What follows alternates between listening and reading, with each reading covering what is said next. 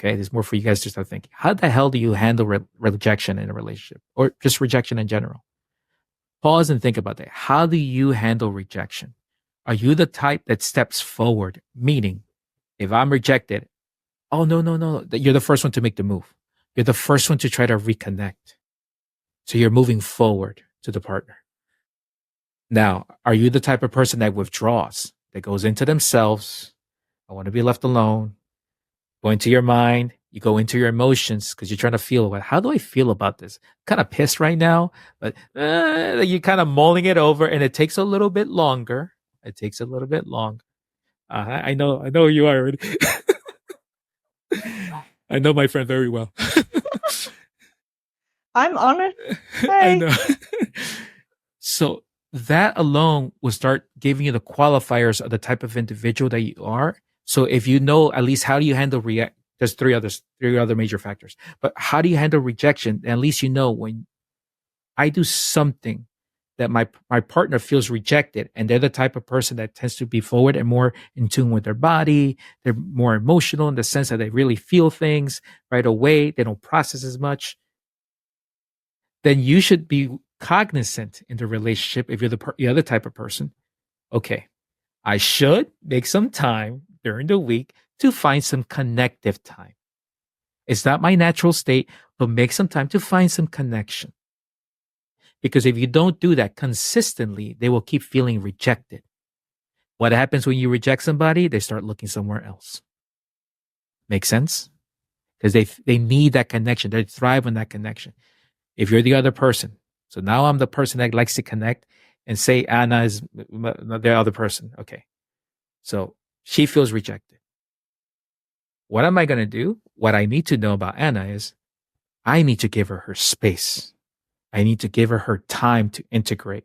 I need her to give time to process whatever emotion she's going through. So I will make sure I talk to her and go, hey, listen, I just want to let you know I'm here for you if you need me, but I will give you your space, and let her be. As she goes through her cycles, she will go and then finally connect and decide how she feels. Believe it or not, guys, this is true. This is real science. Then when she's ready, she will come and meet you in the middle. And if you do that consistently, Anna will be very happy. Definitely. So when my emotions are like that, don't stay in front of me, Because it's true. Now I'm going to give you the unconscious version of the example I just gave you. Okay, say I'm not aware of what I just told you guys. That I have no clue that I should be giving Anna space. I'm going to keep going after Anna. Hey, Anna, because I need a connection. Hey, Anna, you okay? Hey, Anna, you okay? Like, oh, you should be. She's like. Punch in the face. And that's actually what happens is it creates more gap. Yes, that's my whole point. It creates a bigger gap instead of like giving me the space and kind of, okay, let me just first reintegrate. I reflect on myself, but let me first reflect before I because if you try to meet me when I'm here, it just gonna brings me higher. Oil and water. But see, if I'm not aware of that, now imagine if I wasn't aware of that, that would be the end result. She would not be happy. And guess what? If she's not happy, then I feel rejected again. So it's really not a good situation.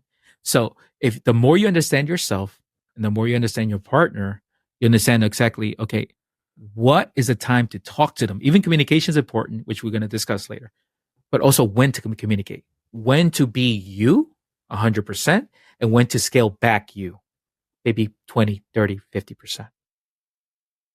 And it doesn't mean that you're not authentic. Exactly. That has nothing to do with, I'm not honest and I'm not authentic and I'm not allowed to be authentic in the relationship. But it's more about the awareness. Being conscious. Is it the right time? That's right.